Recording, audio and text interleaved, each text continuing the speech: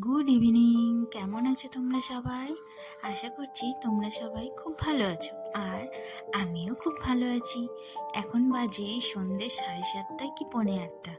তো এখন থেকেই আমি আমার ব্লগটা স্টার্ট করছি। তোমরা তো আমার ফ্যামিলি মেম্বার, সেই জন্য তোমাদের সাথে একটা কথা শেয়ার করি। তো অনেক কথাই শেয়ার করি, তো আজকেও সেই রকম একটা কথা শেয়ার করছি। তো জানো তো, কখনো কোনো মানুষের সঙ্গে লজ্জা পেয়ে বা চোখটা নিচু করে কখনোই কথা বলবে না, কেননা সেই সামনের লোকটা তোমাকে বোকা মনে করবে বা দুর্বল মনে করে না তোমাকে ঠকিয়ে চলে যাবে।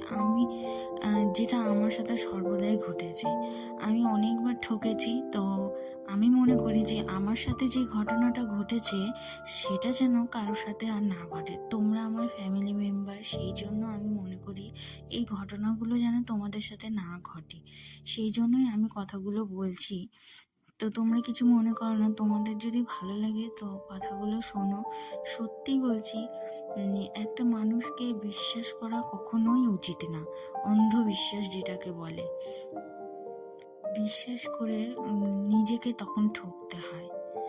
তো আর ঠকতে ঠকতে সেই মানুষটা কিন্তু তখন নিজে বুঝতে শিখে যায়। তো সেরকমটাই আমিও হয়েছি।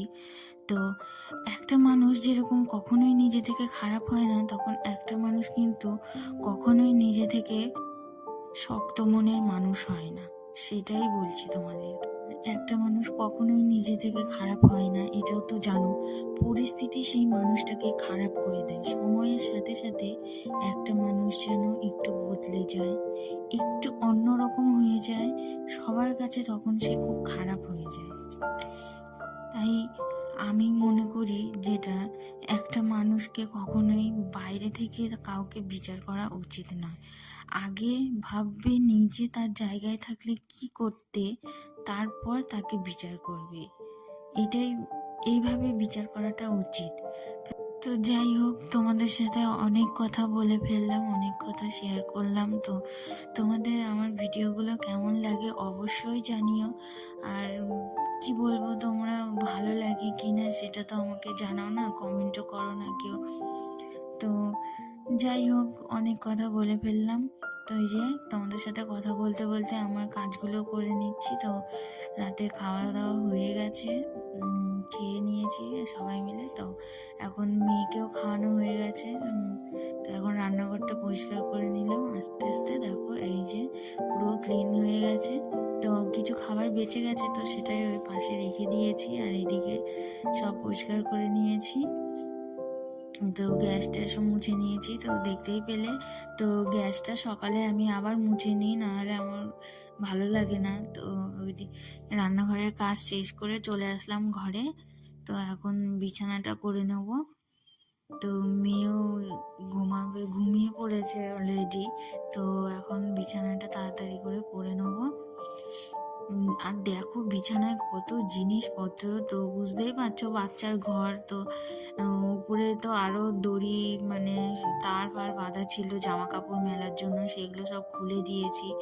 তো এখন এইগুলো এখন সরাতে পারছি না বিছানা থেকে। হাতের কাছে না রাখলে না খুব অসুবিধা হয়।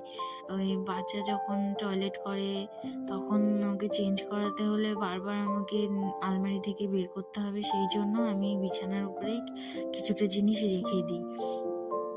তো এখন আমি রাতে মেয়েকে ঘুম পাড়িয়ে দিয়েছি। তো এখন আমি আমার রাতের রুটিনটা তোমাদের সাথে শেয়ার করছি আজকে। তো এই যে এখন আমি ব্রাশ করে নেবো, তো দেখতে থাকো ব্লগটা। জানো তো, প্রত্যেককে রাত্রে ব্রাশ করা উচিত, কেননা সারাদিনে মানে কত জীবাণু থাকে মুখের মধ্যে, খাওয়া দাওয়া কত রকম কি হয়। তো রাত্রে শোবার আগে এটা অবশ্যই করা উচিত। তো সকালে উঠে একদম ফ্রেশ লাগে, আর মুখের গন্ধটা কম হয়। তো এই কটা কাজ তো অবশ্যই করা উচিত। আর এখন তো ঠান্ডার সময়, মুখে কিছু না লাগিয়ে শুলে একদম শুকনো শুকনো লাগে। তো এটা করা উচিত। আমি আমি আমি তো এখন তো মোটামুটি সবাই করে। এইগুলো তো এখন আর মানে কাউকে বলতেও হয় না, এগুলো এখন প্রায় সবাই করে এইসব কাজগুলো রাত্রে।